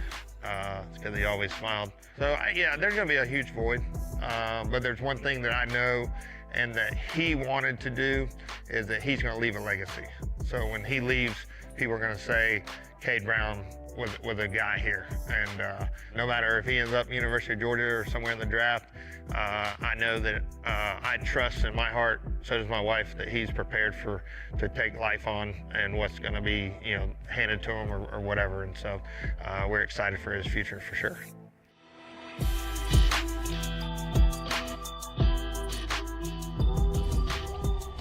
If you're looking for a fun, like 2 degrees of separation, all you have to do is look at Cade's favorite player and the man that has taught him the most in person.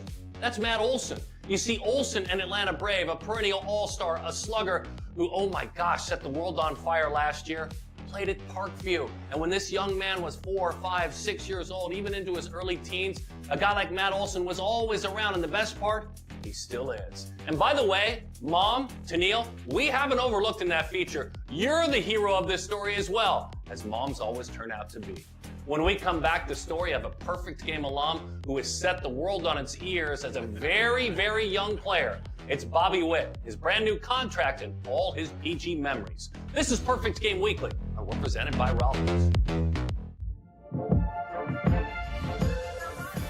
Final segment of Perfect Game Weekly presented by Rawlings. So did I have fun recently, and I'm glad to share it with you. The Royals opened up their camp and allowed us to drop our cameras in and have an in-depth conversation with former Perfect Game All-American Bobby Witt Jr., now one of the hottest names in all of baseball. To many of us, though, he's that 14, 15, 16-year-old playing up at PG events, the ballpark rat that was always there and never left. As a matter of fact, heading into his senior year, he took part in Major League Baseball's Home Run Derby at the All-Star Game in Washington, D.C., and he won it.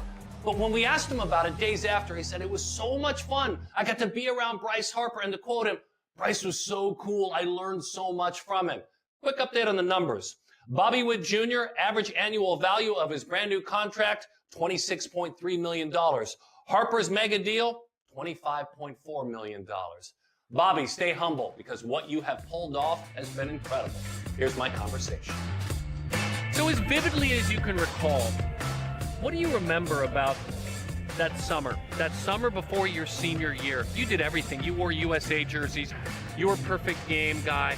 What do you recall about that summer heading into your senior year of high school? Yeah, it's just, I think I was at home 9 days of the whole summer in my own bed. But so yeah, just traveling around from Perfect Game tournaments, other tournaments, and then just the Perfect Game All-American game.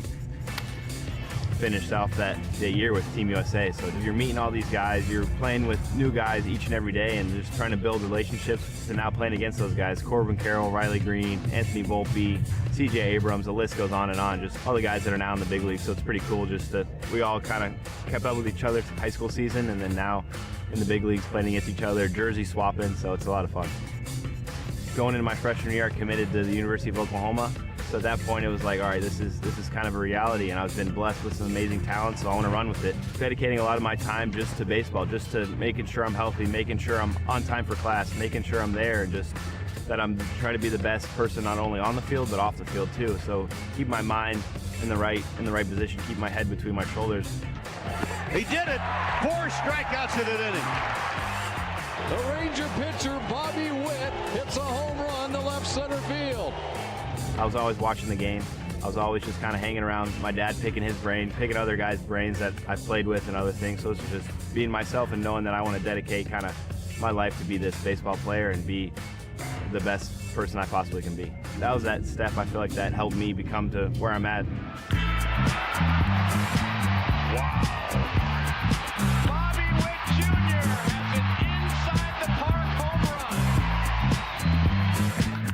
High fly ball, deep left field. And the Royals 30-30 club begins with Bobby Witt Jr.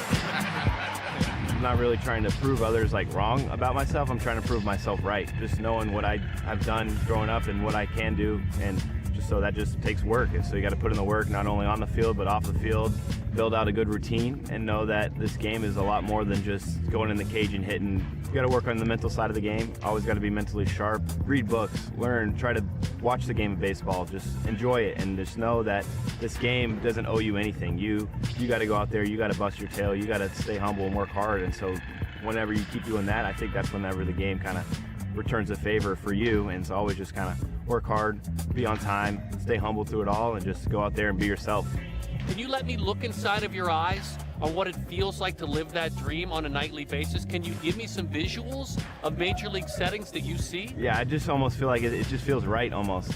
I grew up a Red Sox fan, and so going out to Fenway, the 7th inning, going out to shortstop, looking behind me, I see the Green Monster, looking out in the sellout crowd. We're winning the game, and you just hear Sweet Caroline. So it's just one of those things that it gives me chills just thinking about, like, out in Philadelphia, I hit a home run, round in second, hear the boos, and you're just like, oh wow, this is pretty cool, just smiling around the bases because those fans get on you for sure. But then also going home to Kauffman Stadium, hit a walk-off grand slam last year, and then just they're all chanting my name, Bobby, Bobby. So that was a pretty cool moment. Just the fans they're always supporting you, and that's what's so great about the city of Kansas City. They're there for you, and we lost over 100 games last year, and they're still showing up to the ballpark, and they're rooting for us each and every day. So we want to kind of give back to the fans and keep winning because those fans are great. Baseball was very serious for me, and I knew that this is what I want to be, and I want to try to be an all-star, try to be a great player in this league. So it's just like at a young age, I feel like I try to put my heart and soul to it, but also just know that I've been blessed with so many opportunities and grateful for everything that was that helped me get to this position today, and everyone who was there for me. It just takes a lot more than just playing the game, just to be where you want to be. Turns out to be a lot about fathers and sons, doesn't it? We want to thank the Baldessaris, father and son, the Browns, father and son, and there is no junior without Bobby Witt Sr. You love this stuff? Download the Perfect Game TV app. We're here 24/7. Go ahead and find it. Hit that QR code. We love what we do. We know you love the sport as much as well, especially the future of the sport. We'll see you next time on Perfect Game Weekly, presented by Rollins.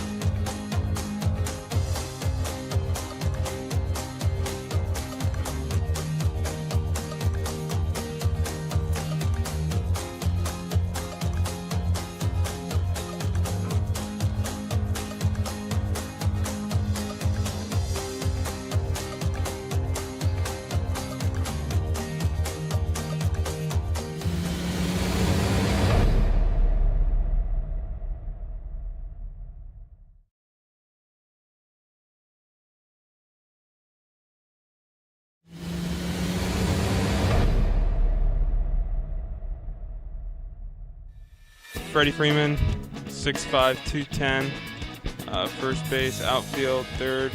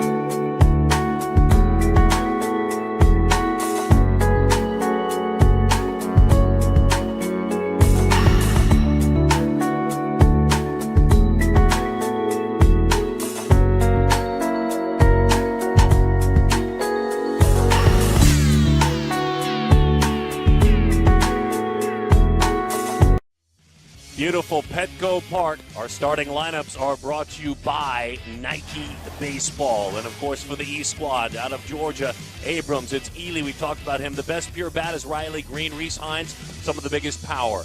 Tyler Callahan, Judson Fabian, out of Puerto Rico, Eric Rivera, Hayden Travinsky, homered at the Perfect Game National Showcase, Dunhurst as a catcher, Miles Austin, lean athletic machine, and one of the best pure shortstops is Nassine Nunez. The leadoff hitter in this game is C.J. Abrams. What's his plan of attack? Let's find out right now. Danny and C.J. take it away. Darren, I'm on the field right now with CJ, and he's about to get in the batter's box, but first I've got him right here. Exclusive interview. CJ, my friend, how cool is this right now? It's crazy. Really cool. So, leadoff hitter, I want to know, what is your approach in the box going to be right now? As a leadoff hitter, you want to get it started. You know, don't think too much, stay relaxed, and be on time. CJ, thank you so much. Thank you. Be on time. Dan O'Dowd at our breakfast meeting. Be on time. And by the way, that's amazing, Danny, and thank you, CJ. That's a big thing for you. Yeah, absolutely. You got to get started. You got to get in a rhythm with the pitcher on the mound. It's really difficult for a leadoff hitter to do that because he hasn't seen him before. But this game is all about being on time, David. The guys that are on time, they hit. Yeah, and I think we have a pitcher on the mound here in Derek Diamond. You're going to see from his delivery a lot of those same attributes that come from the athleticism and the rhythm. All the build-up, excited to play. Derek Diamond is out of Ramona, California. He's a two-way athlete, plays very, very talented baseball in the field as well. The first pitch at 92 miles an hour is a sinker. Diamond is a Stanford commit where he'll play for Dave Esker should he arrive on campus. Plays his travel ball for the San Diego Show. Yeah, and he's a young man who really is a two-way athlete. He's a three-way athlete because he's a 4+ student in the classroom as well, but he's a young man who's going to keep getting better. You look at the build, you look at the easy athleticism that he has. He's just going to keep improving. Dean Welch is his high school coach. Boy, everything's moving. I mean, there's late dive on everything. Matt Stevens just trying to keep it with him. Yeah, you can't teach that, too. This guy's got ease of effort on the mound. He's got a good internal clock over the rubber. He's just, right now, all these young men are so excited about being here. The first hitter that he faces, he's overly amped right now. There's a pitch called a little bit low, and it's a strike. A late call of a strike. Here we go. Abrams thought it was a little bit low, too, but it looked like a very good pitch. Again, nothing straight, David. Nothing straight at all. Absolutely nothing. And I think Derek, like you said, Dan, he's nervous early. He's going with the fastball. Got behind the count. Waiting to see the breaking ball, too, because something these West pitchers really have is quality off-speed pitches, and maybe we'll get one right here. Up to C.J. Abrams. Abrams out of Blessed Trinity Catholic. He's the #1 player in Georgia. He has had an amazing summer. And by the way, C.J., as he heads to first, is a finalist to be a part of that USA baseball journey to the Pan American Games in November. He's on that 40-man roster. You know, Darren, if you just watch that walk, you say, oh, that's just a walk. Every one of his takes were under control. He got started on time. He saw the ball exceptionally well. He's a really, really relaxed kid. He's already slowing the game down. David talked about Jerrion Ealy when we came on the air. Ealy with his opportunity, the Ole Miss commit, where he'll play for Mike Bianco, and obviously a chance to play football there as well. This is one of the elite running backs and outfielders, both sports, in America. Runner takes off. Snap down throw stolen easily from behind home plate. It is Stevens. It was a beautiful throw. Just a huge jump. Yeah, watch the jump. Watch the instincts. Watch his first step quickness. When we talk about athleticism, you talk about explosiveness right there. See the explosiveness? His first 3 steps. You steal a bag in your first 3 steps. And that's great awareness, great understanding of the game, and that's pretty impressive. Yeah, and I've told a lot of young base runners, go study Ricky Henderson tapes and just watch the first couple steps, because that's where, as you said, Dan, that's where all that speed comes from and the quickness. It's a difference between an Adam, C.J. Abrams and an Ealy. Ealy doesn't play enough baseball. You see him on first base. I bet you he's going to go, but it's not going to be quite the type of base running instincts. Ealy out of Carthage, Mississippi, Jackson Prep. He chases up in the zone. A breaking ball, first breaking ball of the game just prior to that pitch. So, David, let me ask you a question then. When you look at a kid like this and understanding that he's a 2-sport player, hasn't really had the kind of reps most of the other kids here have. So how do you evaluate him in context to other players? Because he's like starting to try to catch up. Yeah, I think you look at him and you definitely factor it in. And he does some things Jerrion Ealy does on the field that I've seen this summer that shows that he's very serious about the game, that he's just not a great athlete who is trying to compete here. He's learning. He's been learning all summer. He was trying to get C.J. Abrams over to third base there, and it didn't quite make it happen. Breaking ball in on his hands, and he rolls out. Not a chance to use that speed. Top to bottom, the East lineup. David, some of your thoughts? Well, we're mentioning these quality athletes, and I think everybody in baseball knows that quality athletes are coming from Florida and Georgia, and we have a lot of them. We've got the 2 best power arms in this class, and Daniel Espino and Brennan Malone. And we've already seen that speed on the base paths. We're going to see that throughout the 9 innings today, Darren. You might be seeing the best pure hitter here right now. His name is Riley Green. You're exactly right. And everyone uses that word pure hitter. He's out of Haggerty, Florida. Riley Green, Haggerty High School, Oviedo, Florida. What makes him so pure, guys? Well, I think it's his timing. I mean, a lot of these players have great bat speed, and Green definitely does. But he has such a rhythm at the plate and great timing. He sees the ball well. He's taken pitches just off the corner of the plate, working the counts, stuff that advanced big league hitters do. But he's 17 years old, and he already has a feel on how to do this. Yeah, he's a very relaxed kid. I mean, he sees the ball exceptionally well, very, very comfortable in his ability to bring the bat to the ball on a consistent basis. Breaking ball boxed up. Abrams picks it up. Couple of stutter steps and ends up staying at second base. Well, when you think about Green, certainly the numbers are outstanding, and they have been fun to watch. Matt Stevens working with Diamond. Stevens out of Wisconsin. Yeah, he boxed this one just a little bit. He's probably not caught this kid before. And either it got crossed up there, David, he might have been, and that's why he went out to talk to him, but it looked like he did not see that breaking ball out of his hand. And catching in this game is so difficult. It's hard. Because you got a different guy every inning. You're going to have 18 pitchers out here throwing their best stuff. You've hit off them before, I'm pretty sure. You probably haven't caught them, and it's really tough for catchers in this environment. Nobody there, and again, working together, Bobby Witt trying to sneak in, but Diamond and Witt couldn't get together. These are the byproducts of an all-star game. Well, and Abrams, he's looking to steal third. So he's had 3 fake jumps already off of second base, so he's looking to take that bag if the opportunity presents itself. Look at the movement on that pitch. A beautiful darting fastball at 93 miles an hour. And again, Darren, look at how easy it comes out of his hand. I mean, look at the delivery, look at the rhythm in his delivery, look at the finish out front. Those are all things that you look for when you're evaluating a young pitcher. 2-2 the count. Diamond getting comfortable out there out of the stretch. That one runs out of the zone. Derek Diamond, mom is Nancy, dad is Steve, and we mentioned the journey to Stanford. He's a 4.0 student in the classroom. And on his high school football team at Ramona High School, he kicked, he punted, he was a safety on a 12-1 team last year. So this is a true all-around athlete. And he's a great position player, too. That one lifted deep into left center field. Green drives it toward the alley, up against the wall. How about that opposite field power? The East grabs the lead by a score of 1-0. That ball was smoked. That was smoked there, and the way he hit it, he has 2 strikes on him. It's a different approach. I've seen Riley Green hit more balls hard to left center field, even in batting practice, and I see him pulling, and that's part of the mature approach. He just went with it and drove it. Yeah, he did not have any concern at all hitting on 2 strikes, and he was looking for something out over the plate there. That was pretty easy, guys. That's very, very impressive. His hand speed's pretty special. That's exactly what you were talking about, Dan, when you walked him into the batter's box. Just a pure hitter, and that's the biggest part of the ballpark. You don't see big league left-handed hitters do that with regularity. And now imagine Riley Green there when he, in another 5-6 years, when he weighs 205 pounds instead of 185 pounds, and it's man muscle where that ball goes. Diamond with a breaking ball over the outside corner. This is Reese Hines, IMG Academy. The Floridian is an LSU commit, and a lot of what he does is dedicated to mom, Michelle Drake. Home run derby champion, by the way, guys. How about that adjustment on Diamond's part, first pitch breaking ball? I think everybody in this class, they've gotten to know each other over the last few months and even before that.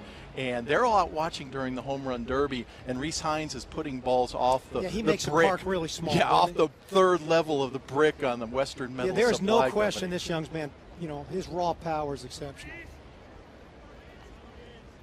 Hines with that slightly open stance was a finalist at the high school home run derby at the All-Star game. Breaking ball dives down and away. By the way, those homers, he was the home run derby champion. Our Rawlings home run of the game. Rawlings, the #1 baseball brand. And some fun going on here. You'll see Bobby Witt come out too and part of the celebration. Did the same thing at Nationals Park. Big power there. Witt won that one. Good breaking ball a moment ago. And I got on the side of that fastball. Diamond will be the quarterback, by the way, when Ramona High School opens its season on Friday night, dealing with Reese Hines. And there's some of the raw scouting numbers there. He probably hasn't had a chance to throw a ton of bullpens if he's suiting up quarterback in his team on Friday night. Breaking ball hangs around. 2-2 the count. And with all big power hitters, true power hitters like Hines, it's going to be and how often he can get to his power, and just seeing him foul off, a 2-2 curveball, because he's going to get curveball over and over until he shows that he can make adjustments. He's going to get fastballs above his hands, and he's going to get a ton of breaking balls. And again, baseball's a game of adjustments, and that's the development process, and that's what everybody will be bearing down on him this spring to see if he's closed some of his holes.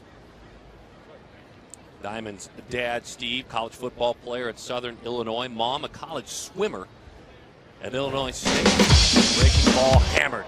Deep left field into the corner it goes. Did he keep it fair? He didn't. Oh, he picked on a hanging breaking ball. That's what you do with a hanging breaking ball, guys. Hang him and bang him. That was impressive. Now, if you're Derek Diamond, what do you throw here? Do you have enough confidence to throw a better curveball? Oh, I do. I bounce one right in front of the plate right now. Because you've got him looking up now. He's gone up twice. He missed on a fastball to his glove side a little bit up, and then he's just hung a breaking ball. He's got to get something down the strike zone. Hines plays his travel ball for the East Coast Sox. And they, I'm sure, are watching and enjoying that. Joe Caruso in leadership there. Chris Snopek, one of his coaches. Former major leaguer. Got him Fastball to above his chase. hand. Got him Got to him chase. So when you're down with movement, elevating the line of sight, not a bad idea. Again, that's going to be one of his issues, Darren. He's going to have to close on the ball. Power guys like to get their arms extended quickly. So they're going to be first movement to the ball is going to be quick first movement to the ball. Neptune Beach, Florida, the home of the next hitter, Tyler Callahan, Providence High School. I'm sticking a young Daniel Murphy on this kid. This kid has really got a feel for the strike zone. He's got good pitch recognition. And David, you talked about he's got really good bat-to-ball skills. Yeah, and he's a young man who has played more baseball than almost anybody in this class. I wouldn't doubt he's been to 30 or 35 perfect game events, has always performed at a high level. And it's a whole, all fields, left field, center field, right field. He's tapped into some more power this summer, but I think he's doing that because people talk to him about it. I think his natural space where he's hitting the ball is gap to gap, and I wouldn't be surprised if we see something here out in those gaps. That's a good point with a young player. A young player should not worry about getting to the power if they're a good hitter. That will come with time and a little bit more strength. He just missed that one. Very good execution on a 2-0 pitch there. Funny you mentioned Daniel Murphy. That's his favorite player. Murphy's from Jacksonville and comes and coaches him in high school. They're actually friends. What a beautiful swing for Riley Green. We're rolling here in San Diego.